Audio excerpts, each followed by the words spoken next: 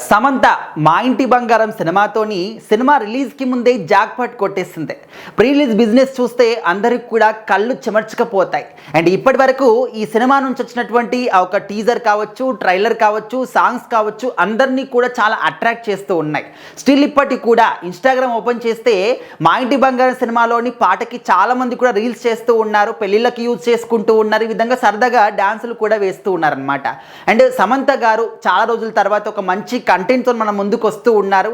And తను lady oriented పాత్రలు ఏ సినిమాలో చేసినా కూడా చాలా మంచి రెస్పాన్స్ అనేది ఆ సినిమాలకు వస్తూ వచ్చింది. మనం ఇప్పటివరకు చూసాం ఓ బేబీ సినిమా కావచ్చు. అయితే ఇప్పుడు ఏంటంటే సమంత గారు ఇది లేడీ ఓరియంటెడ్ అయినప్పటికీ కూడా ఒక మంచి ఫ్యామిలీ డ్రామా అనమాట. ఇందులో ఎమోషన్స్ ఉన్నాయి, ఫన్ ఉంది, అదేవిధంగా యాక్షన్ సీన్స్ కూడా ఉన్నాయి. మనందరికీ తెలుసు సమంత గారు యాక్షన్ సీన్స్ అనేవి ఎంత అద్భుతంగా అనర్గళంగా చేయగలరు అని చెప్పేసి.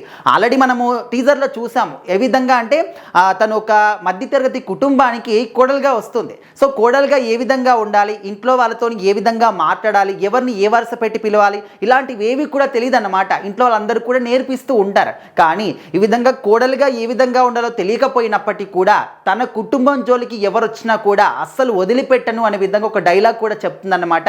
నా ప్రాణం పోయినా కూడా కుటుంబం జోలికి ఎవరు వచ్చినా కూడా వాళ్ళకి మాత్రం ఖచ్చితంగా ఎదురు తిరుగుతాను అనే విధంగా ఒక డైలాగ్ చెప్తుంది. సో ఆ ఒక్క డైలాగ్తోని సమంత గారి పాత్ర ఏంటి ఈ సినిమాలో అనేది క్లియర్గా అర్థమైపోయింది. అంటే బయటి వాళ్ళ నుంచి ఎవరైతే శత్రువులు ఉంటారో వాళ్ళ నుంచి కుటుంబాన్ని ప్రాణం పణం పెట్టైనా కూడా కాపాడుకుంటుంది. అంత మంచి క్యారెక్టర్ అనేది అక్కడ సమంత గారు ఈ సినిమాలో పోషించారు. నందిని రెడ్డి గారు దర్శకత్వం అనమాట.